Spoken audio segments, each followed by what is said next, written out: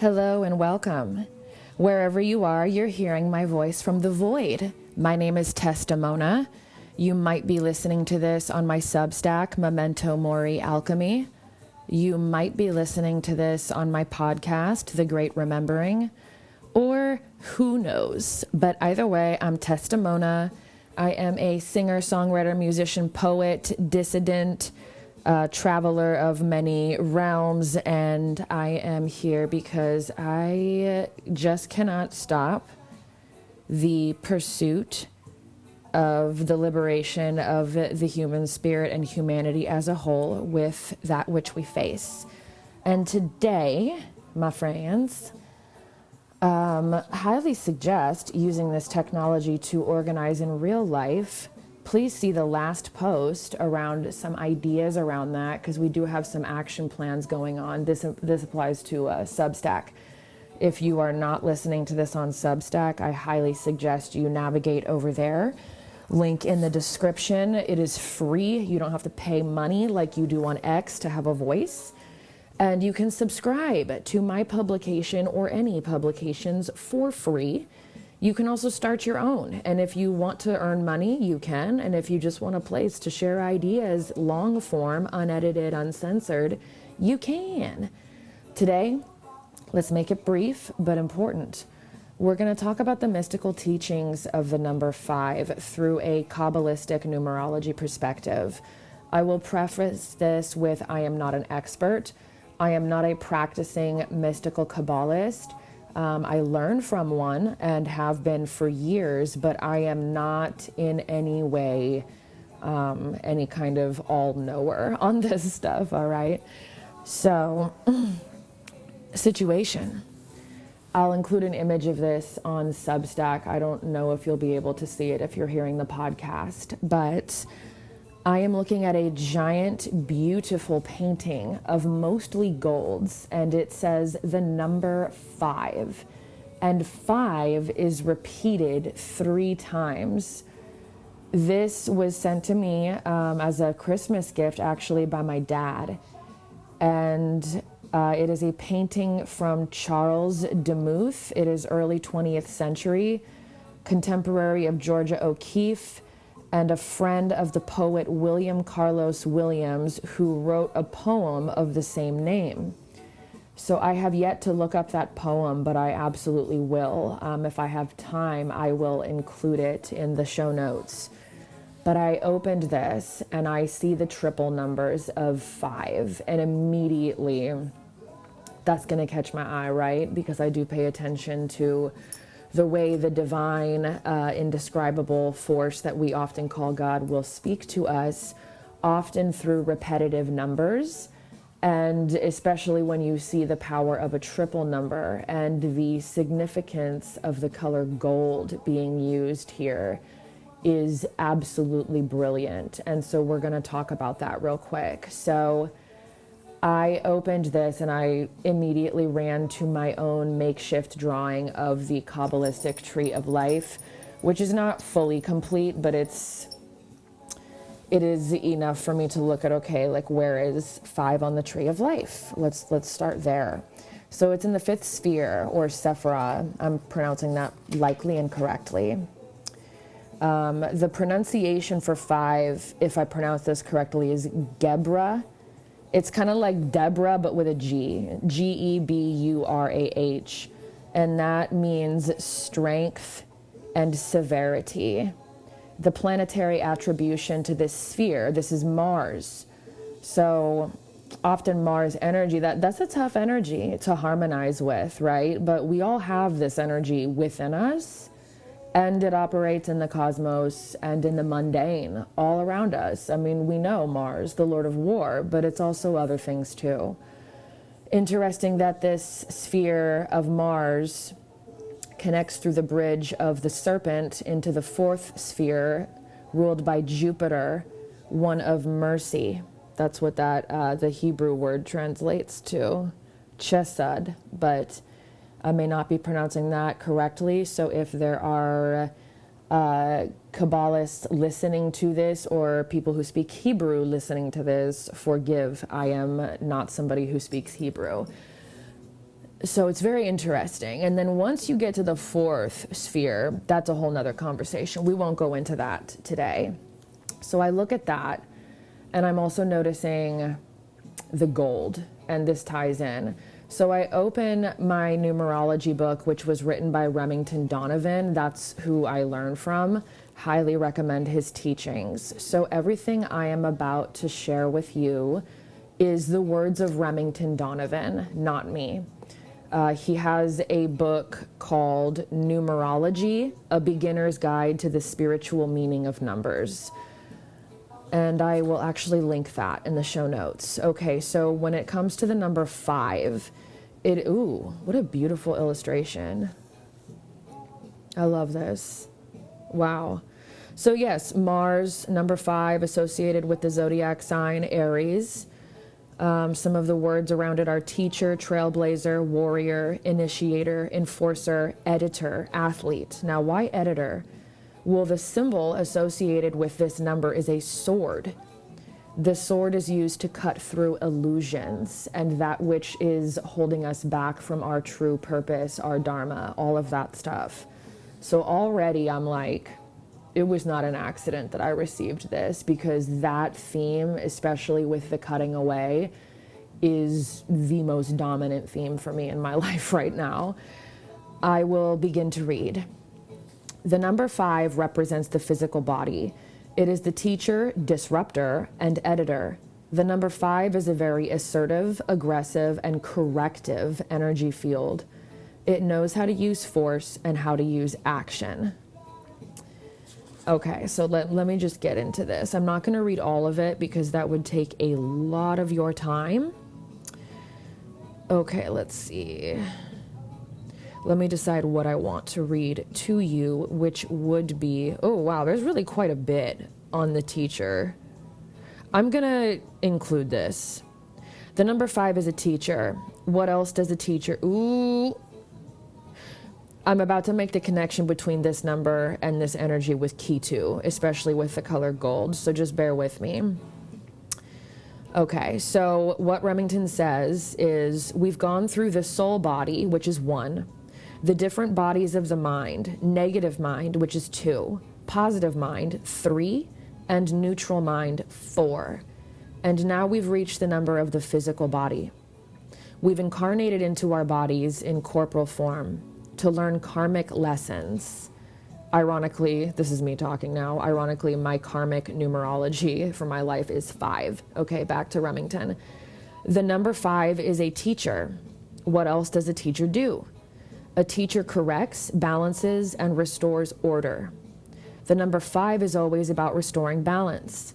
There is a yogic teaching about the 5 tattvas, which are the 5 elements: fire, water, air, earth, and spirit, or ether. You always want to have these energies in balance. Think of Ayurvedic medicine and Chinese medicine, where one might have too much fire or not enough fire. It is the assertive, corrective nature of the number 5 that brings things into order. A teacher is someone who can correct a deficiency, resolve a deficit, and bring order, balance, and righteousness into a situation. Does this mean somebody with a lot of 5s in their chart has to be a teacher? No, but it does suggest that this is a person who can correct a situation. This number also represents the throat chakra, which is responsible for communication. Again, think of a teacher. What do? They communicate and correct. The number 5 is about communicating what is right and having the ability to speak up about your needs and wants, and so put things into action. The number 5 is a pointy number. It has a very dynamic, powerful, and fierce energy. In Kabbalah, the number 5 is the sword, and the sword is meant to cut through illusion. This number wants justice. Think of it like weeding out your garden. The number 5 goes in and removes whatever is getting in the way of your growth and destiny. The teacher helps clear the way and cut through obstacles. Number 5 is the warrior. On the tree of life, it is called Gebra, which means strength and severity. Its planetary attribution is Mars. Mars is power, right action, vigor, instinct, empowerment, assertion, and war. For example, let's observe the Pentagon, which functions as the war offices of the United States of America. To be honest, I couldn't think of a better shape for a building that relates to war. Mars is raw energy and raw power, but this energy and power need to be sustained and to be used for good. Think right action. Do the right thing for the right reason and use the energy of 5. It is also the number of destruction. Now, we can use destruction in a positive way to clear away, obliterate, and then liberate. The number 5 is a powerhouse. It is the number of action. It is a go-getter. It's a quick starter. The key to the number 5 is taking that little burst of energy and using it to sustain and have more impact on the world. The energy field of 5 sparks a new beginning. It takes initiative and creates change. A teacher is one who often pokes and provokes in a way that can inspire you. The number 5 is like a little jab. Not that kind of jab, okay, y'all? That was me. Back to Remington. It's that fire under your butt that gets things going, which is why 5 is the number of activation. The energy, this is a big one, you guys. The energy of 5 also knows how to say no. That's a big lesson from the number 5. No is the new yes. Get comfortable saying no. This number knows what it wants and it knows what it doesn't want, hence going through numbers 1 through 4 prior and the levels of the mind. The number 5, that was me, by the way, back to Remington. The number 5 is great at setting and communicating boundaries. It's okay to assert yourself, say no, and set a boundary, but you don't have to be a jerk about it. With a little bit of practice, you will realize that assertion isn't aggression. This is an assertive number. It says, hey, I'm going to take action. The number 5 is the energy that gets us out of bed. It's like the alarm clock that wakes us and shows us it's time to head to the gym. The number 5 can balance a situation because it takes away the things that don't serve the righteous order of whatever that situation is. We always need an energy that can cut away and clear. It's like peeling and chopping vegetables. You cut away what you don't want. Remember, the number 5 is like an editor. Whether you're editing a film, book, magazine, or anything in your life, when your connection with 5 is strong, you can decide what to cut away, identifying what doesn't serve the real essence and the soul of what you're editing, whether that's your existence, a project, or a particular situation. It is considered a number of sacrifice. What are you sacrificing? You're sacrificing that dead weight. When your connection with 5 is strong, you can clear away so many obstacles and really empower yourself. The negative side of the number 5 can be overly assertive, aggressive, temperamental, rash, and impulsive. It could also manifest as someone who does not stand up for themselves, does not communicate their wants and needs, and does not set boundaries with other people. For example, this could be someone who can't bring themselves to tell their boss, I really need Tuesday off because I have to go to an event. If you don't ask for the day off, you don't get the day off. You might become resentful and angry toward your boss and your job because you weren't given what you never even asked for. Oh, Lord. This can leave you stuck with anger and resentment because you end up internalizing it until you become subconsciously and consciously aggressive toward yourself on a deep-seated level. The energy of 5 can be used to clear out the obstacles that hinder our success. The negative side of that clearly is going to be vengeance, destruction for the sake of destruction, violence for the sake of violence. The art of war tells us, never go to battle for the sake of going to battle. This is the downfall of the number 5. It can be a petty tyrant. It's important to keep that in balance. In order to use the energy of 5 appropriately, you have to stay calm, cool, and collected, while simultaneously being empowered and action-oriented, and comfortable acting instinctively and asserting yourself. The aggression of the number 5 often comes through resentment And resentment often happens when one doesn't communicate one's own needs. It festers and lingers, and eventually you lash out, becoming violent on some level. This doesn't mean you're physically punching a hole in the wall, but a diminished 5 is an angry, rash energy field, and it's inherently destructive. So if you find you're easily getting annoyed and pissed off, your 5 is probably a little out of balance. The key is always respond and never react. In relation to Mars, the number 5 is about desire. Mars is passion and action. So this can mean going for what you want. There's nothing wrong with that. The danger comes when you want something so badly that you lose sight of everything else. 2 of the great lessons we can learn from the number 5 are, quote, I can communicate what I want, and I can clear through those channels with communication. Assertion doesn't have to mean aggression. A real teacher helps activate something within you and for you. Whether it's a latent talent or your spiritual practice, a teacher gives you the tools to enhance your ability and become more in touch with your soul. They ignite your talent and guide you in how to use it. If you keep seeing the number 5, the universe might be telling you to step into your role as a teacher more. Or maybe it's asking, what can you disrupt in your life? Where do you need to assert yourself? Where do you need to become more empowered? It's time to wake up and embrace your destiny. Interesting. All right, this is the final that he has on 5. Interpreting 5, virtues of this number: action-orientated, disruptive, able to edit and teach, assertive, energetic, passionate, fierce, inspired, able to destroy obstacles, go-getting. Vices: rash, hot-headed, buzz-killer, tyrannical, violent, destructive, oppressive, fearful, truculent, domineering, vindictive. Mottos: no. Say yes to no.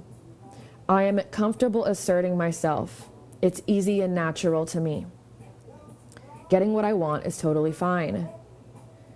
Ooh, this one is really good. The last motto is, I clear the fear. Here are famous 5s, which would typically mean people with the life path number of 5.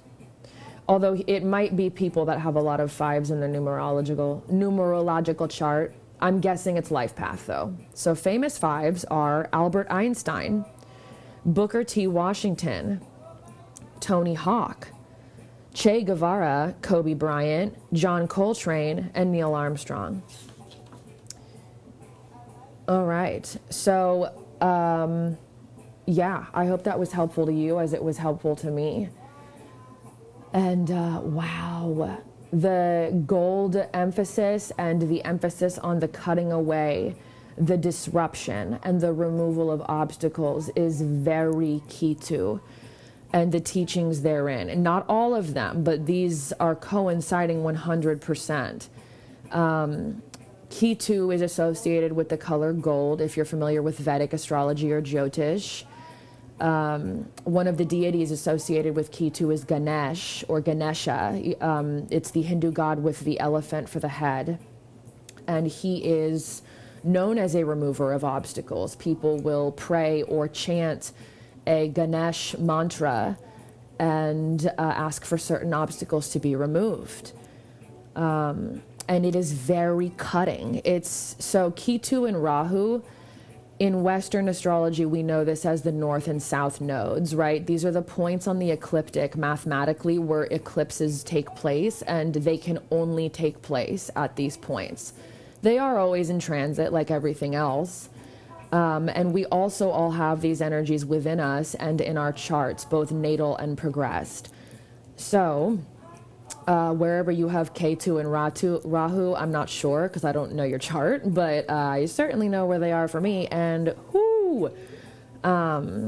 Lord, I have Ketu on my ascendant. I'll just tell you that much right now. It is something that, like, I don't have a choice. I have to work with it, learn how to harmonize with a karmic point that deals so much with loss and cutting away.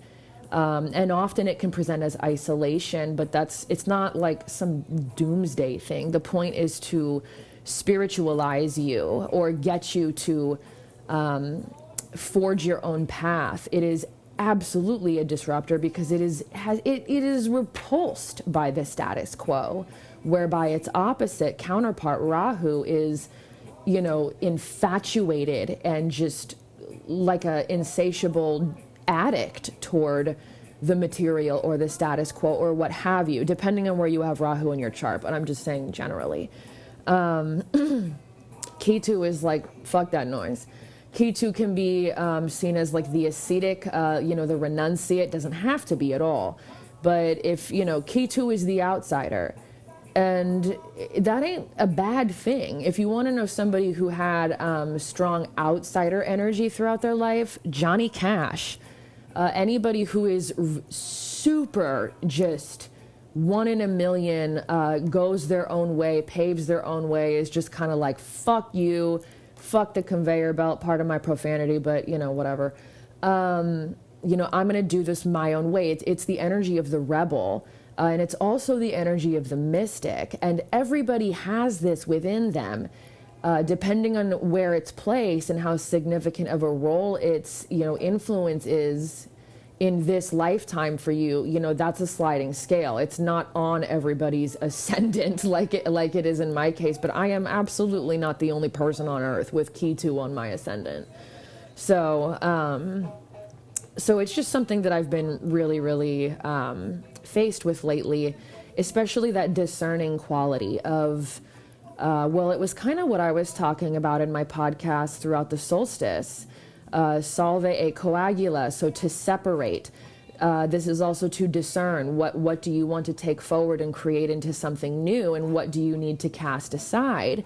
And this is an alchemical process. That would be coagula. After you have separated, you then bring back together, but in a new form. That's the process. And so it's kind of everywhere right now. And I'm not the only one. I notice that when I'm going through things that seem very loud, both internally and externally, there's a ton of other people all dealing with it at the same time.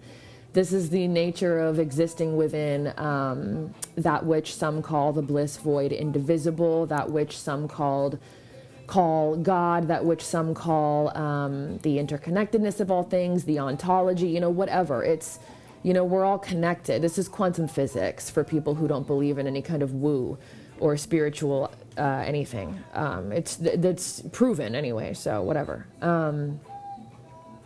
So a big part of that is learning how to say no and discerning, like, which direction are we steering this ship? Because one of the downfalls of not being able to have discernment, and a downfall of Ketu, is you can be so lost in the absurdity of things, in the excess, in the just onslaught of noise, that you lose yourself and you feel like you have become invisible or nothingness.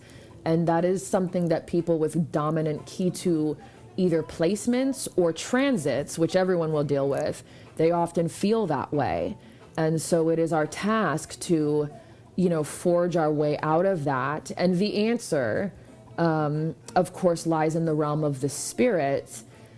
Well, I shouldn't say of course, because I don't have all the answers, but it's definitely not like, it does not lie in conforming. I'll tell you that. It does not lie with going along with what everyone else says that you should do, like, at all. I mean, in general, a lot of us could say that that's common sense for us, but with Ketu, it is like you are allergic to, like, that is just, you might as well take a cyanide pill if you want to get in line with the herd. I mean, it's that detrimental to that. You can't, and that's okay. You're not supposed to. That's why it's so painful. It's because you're being told by mind, body, spirit that's a hard pass, Brosephine. So you can't do it. And that's a gift. It can be terrifying because it's like, well, then who do I look to for direction? Ooh, Scary, right? Because you probably won't see it reflected anywhere around you. And it can be hard to get the guidance from within if you are not, using remedial things with that energy, which is to get inside your own body, because you can get very detached. And you don't want to get detached from yourself. Being detached from like worldly traps and snares is an asset. Ketu and Rahu both in the chart are typically known as malefics. But, excuse me if anybody overheard that, I totally just burped. But I was actually looking at someone's chart, not in the way I typically do. I was using the Vedic chart. This was when I was learning just like Jyotish fundamentals about a year ago. So I wasn't looking at it through like the typical wheel, but the way that Vedic has it set up. And I sat with this person for 3 hours looking at their chart and studying it through this new lens, and was mostly doing as I was instructed by my yogic teacher, which was to ask questions instead of just going in there and telling them about themselves. It's like, nah, motherfucker, you're learning. Like, ask them and then pay attention to where you see that come up in the chart. And I did. And I had been looking at people's natal charts and reading them for years, but through the Western lens, not this lens. And it was the first time that I had ever seen multiple malefics, and I'm referring to both Ketu and Saturn. I saw them act in this person's chart as actual benefics. And this person is not particularly spiritual or religious, and they definitely don't pay attention to, they don't study astrology, but they had intuitively really integrated these lessons, and it really saved them a lot of fucking trouble. And this is a person that could have fallen into endless snares given what they do for a living. Their career path is, let's just say it has them in a very public position. And we all know how people are in this culture. We can deify people that are super public. We will vilify them just as quickly, but both things are very dangerous. Those are unnatural states for humans to be idolized. And so that's very hard. And it can really like jade a person. And I wouldn't even really fault them for that, dude. Like, honestly. But he's not like that. And I saw the way that Ketu was interacting in his chart, especially with other planets in aspect or immediate proximity, and as well as Saturn. And he had Saturn in a really like challenging place. We always say it's challenging, right? But for the path that he chose in life, I'm kind of seeing Ketu and Saturn being your biggest allies, honestly, and you navigating things that are dangerous in many situations, and his ability to, as soon as he sensed in his physical being that something was off, he would cut it off, and no room to even further entertain or be in La La Land. La La Land would be like Rahu, right? But the cutting off, the end, the just nope. I already know what my way is, and it ain't this. Nope. Pivot. That's a well-integrated Ketu, and that's what he's been able to do. I think that's a big reason for his sustained success. It's also helped him not become so ensnared by things that are the easiest things to take down any human being, regardless of astrology and numerology. This is across the board. But he happened to have Ketu right next to those two influences, and I was like, oh, all right, okay. And the stories that this person was telling me, I'm like, holy shit. And even Saturn and its proximity to another planet, I'm not going to say too much, but typically that's a very challenging aspect. And it was interesting because I also saw that kind of save his ass and save him quite a bit of grief, I would think, right? Like, I'm not him, but just based on what I was hearing, I'm like, wow. He really has been able to, in many ways, like, truly be the autonomous conductor of his life in alignment with a vision that he has not compromised. And that's, I mean, could you ask for anything more than clarity and the ability to adhere to that higher calling? I mean, hello. So whether benefic, whether malefic, if it comes up and it's asking to be addressed and seen, as our in-house Substack, a Vedic astrologer, has told me personally many times, the obstacle is the way. That which, blocks you, and this is me talking now, that which blocks you is, begets your attention of, well, why is that? And the way out is through. And both Saturn or Shani and Ketu will teach you that, just in different ways. Working with Saturn is very different than working with Ketu.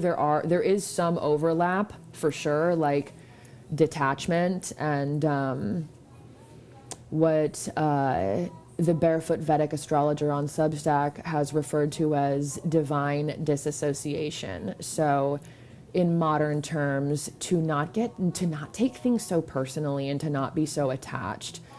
Because, something she had said to me is like, she said, girl, you are going to be an outsider your whole life. Like, this is who you are. And I had been resisting that for so long, and so much pain came from that, of just like, why do I never fit into any of the boxes? Like, what's wrong with me? It's like nothing. That's not my path. That's not why I'm here.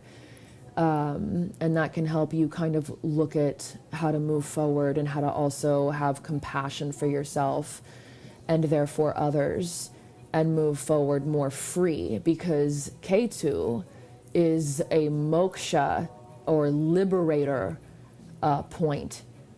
And so what does it want in the end? A lot of these teachings for 5 are also very Uranian. So it's very interesting to me that Mars is the planetary association.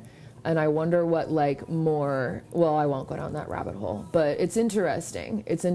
So perhaps this will help for those of us that have struggled with how to integrate and harmonize with that martial energy. It's hard. It can be really volatile. Sorry, my little headphone fell out. Very volatile, especially for those of us that are hotheads, and that's me, for sure. It can be so hard to be like, bro, how do I think for me, the answer is physical movement. Because if I do not channel the energy with intent, then I kind of just get my ass handed to me. It uses me if I do not use it. And when experienced at an unconscious level, what do we default to? We default to like our baseline instinctual habits. And unless those are consciously refined, it's gonna look like anger and outbursts and that like petty tyrant bullshit, or worse, God forbid. But yeah, that would be how you abandon the vices and step into the virtues, I suppose. So I'm gonna stop talking and finish the cutting away process today, which for me at the moment looks like clearing out my entire living space, cleaning up, and also integrating a few new things into the space. That is the goal for today. And also making sure I do something for my connection today. So I'll be meeting up with some women in a few hours, and that will be most excellent. And I wish everybody a beautiful day. Bye. Oh, by the way, if you haven't seen the last post called The Switch Off, Mark Emery had tagged me in a note on Substack.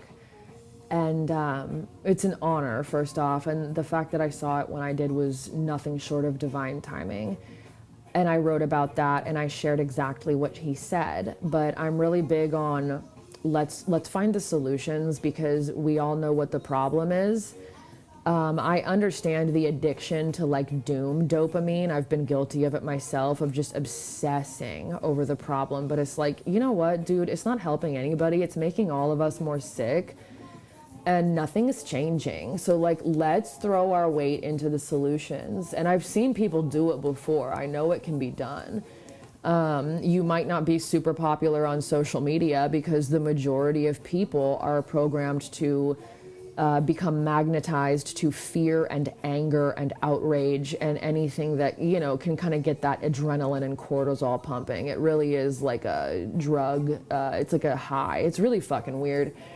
But who gives a fuck, right? Like, I think that's a kind of a evil thing to do, like make a career out of just siphoning and dealing misery to people. Like, yeah, they might like subconsciously be drawn to it, but like, Jesus, do you have to fucking, you know, be the one to feed them that? So for those of us that want to do a solution, Mark Emery has one. And I think this is even just his suggestion of a coordinated effort in applying this idea of a disconnect from the internet, from all apps, like all data harvesting things, everything, even just for 24 hours would have a significant impact. Because think about how much money goes in to harvesting our data on and off of apps 24/7. People pay so much money to get that. And it is dependent on our consumption and willing harvesting of our own selves into the machine for that money-making thing and surveillance state to thrive. So if we starved it for 24 hours, first off, you hit them in their pocketbooks by the millions if you get enough people to do it. And you also really throw a wrench in the algorithm, because the algorithm's point is to infer a character profile about you that can essentially predict your behavior. They tell you it's for marketing so they can give you better recommendations. It's not. It's to control you. It's for like a really, really precise implementation of pre-crime system. I don't want to live like that. I don't think you do either. So like, we should probably stop building it, because it can't exist without our participation. We are the engine in the machine of tyranny. We are not just helpless victims. It would not exist without our daily input of way the fuck too much. So please see the last post. I will link it here if you're on Substack. If you're not on Substack and you're listening to this on the podcast, I'll put the link to that post in the show notes. You can go check it out, join the comment section, and let us know, you know, like what region you're in. If you're in on doing this, we could start with just 24 hours of disruption via silence, just via non-participation, non-consent. We're not like doing anything crazy. We're just not engaging with the problem. And if you want to do it, you know, we're going to have to coordinate it. So we need your input, your ideas, you know, all that stuff. So yeah, I hope you found the information on the number 5 interesting, especially if it shows up for you. For those of you who are in like a cutting away or are very overwhelmed or struggling with who you are or what you want and feel like you're overcommitting, spread too thin, burnt out, these practices I find are very medicinal toward that, because that's usually because we're saying yes to the things that we should be saying no to. And saying no to or neglecting the things that really, really need our attention. So that's all I have for you today. Okay, bye.